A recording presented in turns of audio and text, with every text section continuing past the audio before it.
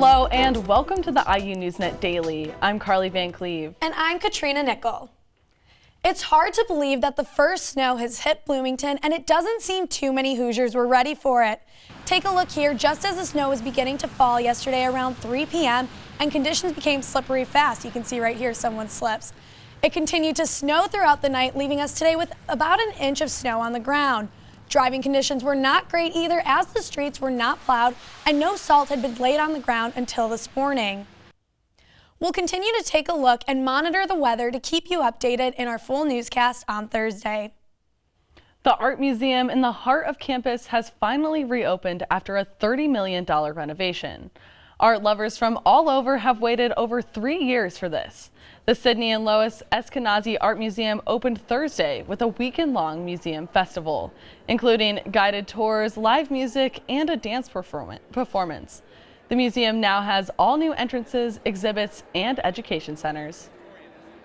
So we are so excited to be here at opening day, have the doors open. We've been waiting for this day, a lot of planning, and I think we're really pleased with where we're at. Also inside the Art Museum, you can find a new coffee shop, a lecture hall, and an additional 20,000 square feet of space. Entrance to the Art Museum is free of charge.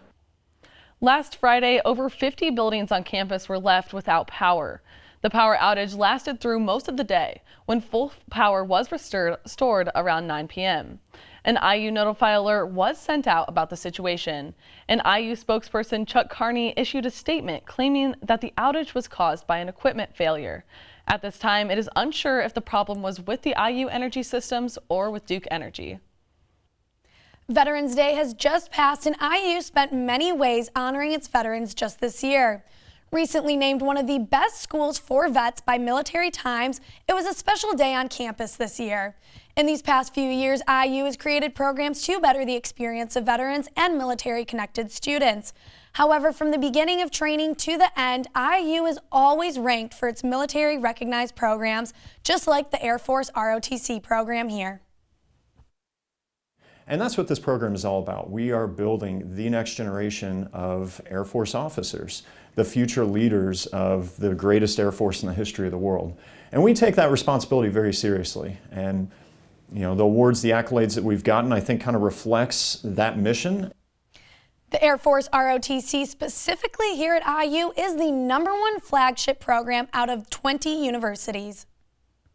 The Indiana Attorney General is taking action to stop the release of John Myers, a man in prison for murdering an IU student 20 years ago.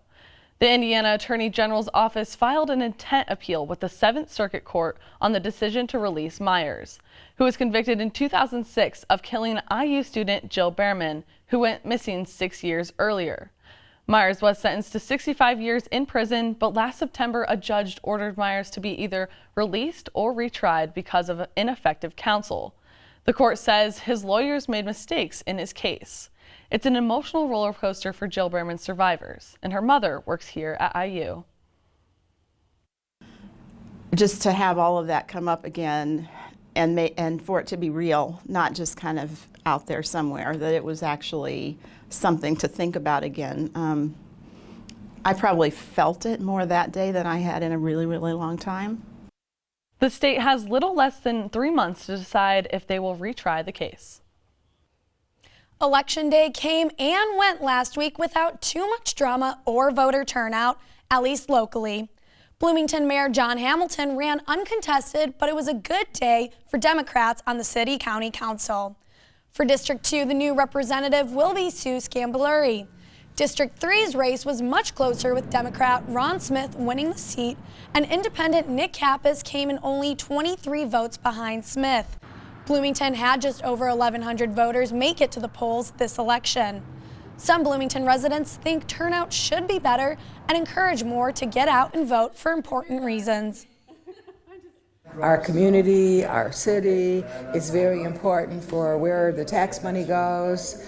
Like right now, we just have the city councils, but it is important to know what they represent and what they think they're going to do.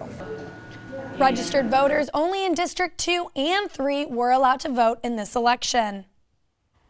IU football is now ranked for the first time since 1994. This news comes just days after quarterback Michael Penix suffered a collarbone injury, causing him to miss the rest of the season. The injury comes as the freshman quarterback has been listed as a questionable numerous games this season.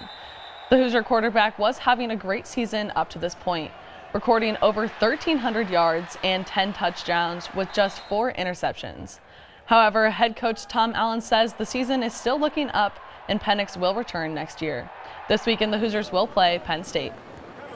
IU NewsNet's Connor Hines has us with the latest for soccer. Check it out.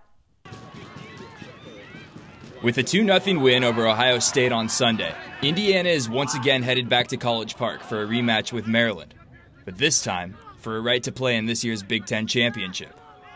Freshman Josh Penn and redshirt junior A.J. Palazzolo both came through in the win for IU, while the Hoosier defense turned in another stellar performance, recording its 7th shutout of the year.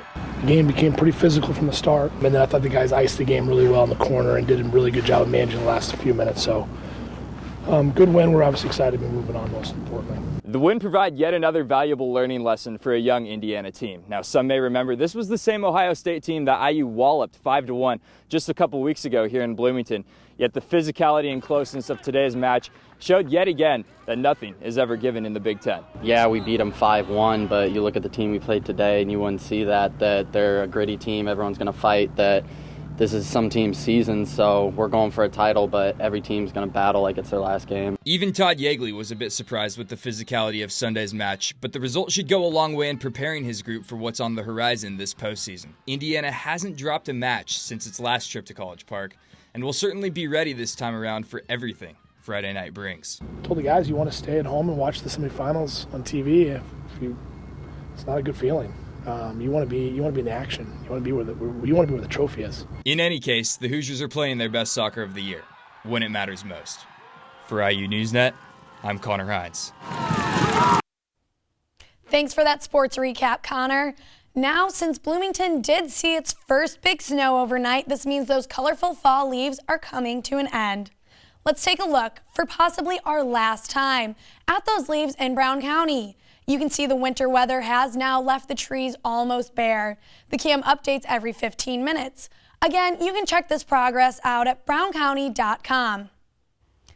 And that's all today for the IU NewsNet Daily. Be sure to check out our Facebook and Instagram page. I'm Katrina Nickell. And I'm Karli VanCleave. We'll see you Thursday for the full IU NewsNet show and all the latest Bloomington news that's important to you.